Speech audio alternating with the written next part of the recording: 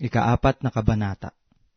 Mga minamahal, huwag kayong magsipaniwala sa bawat espiritu, kundi inyong subukin ang mga espiritu kung sila'y sa Diyos, sapagkat maraming nagsilitaw ng mga bulaang propeta sa sanglibutan.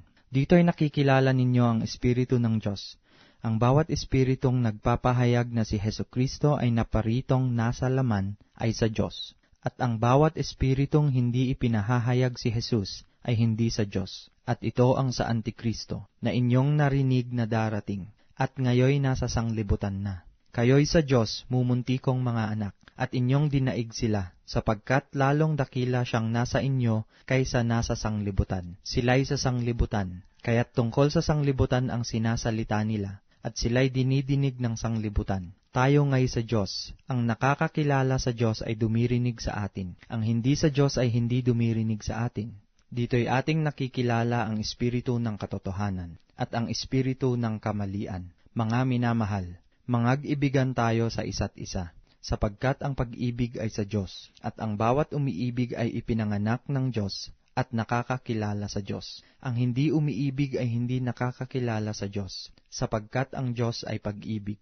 Dito nahayag ang pag-ibig ng Diyos sa atin, sapagkat sinugo ng Diyos ang kanyang buktong na anak sa sanglibutan, upang tayo'y mabuhay sa pamamagitan niya. Narito ang pag-ibig, hindi sa tayo'y umibig sa Diyos, kundi siya ang umibig sa atin, at sinugo ang kanyang anak na pangpalubag loob sa ating mga kasalanan. Mga minamahal, kung tayo'y inibig ng Diyos ng gayon, ay nararapat na mangag-ibigan din naman tayo. Sino man ay hindi nakakita kailanman sa Diyos, kung tayo'y nangag-iibigan, ang Diyos ay nananahan sa atin, at ang kanyang pag-ibig ay nagiging sakdal sa atin.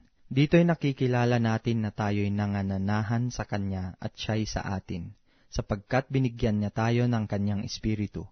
At nakita natin at sinasaksihan na sinugo ng Ama ang Anak upang maging tagapagligtas ng sanglibutan.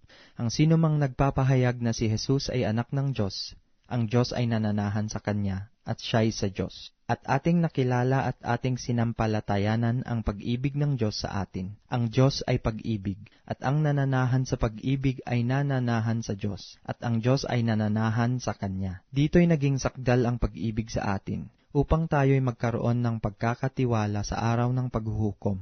Sapagkat kung ano siya, ay gayon din naman tayo sa sanglibutang ito. Walang takot sa pag-ibig, kundi ang sakdal na pag-ibig ay nagpapalayas ng takot, sapagkat ang takot ay may kaparusahan, at ang natatakot ay hindi pa pinasasakdal sa pag-ibig. Tayo'y nagsisiibig sapagkat siya'y unang umibig sa atin. Kung sinasabi ng sinuman, ako'y umiibig sa Diyos, at napupuot sa kanyang kapatid, ay sinungaling, sapagkat ang hindi umiibig sa kanyang kapatid na kanyang nakita, ay paanong makaiibig siya sa Diyos na hindi na nakita? At ang utos na itong mula sa Kanya ay nasa atin, na ang umiibig sa Diyos ay dapat umibig sa kanyang kapatid.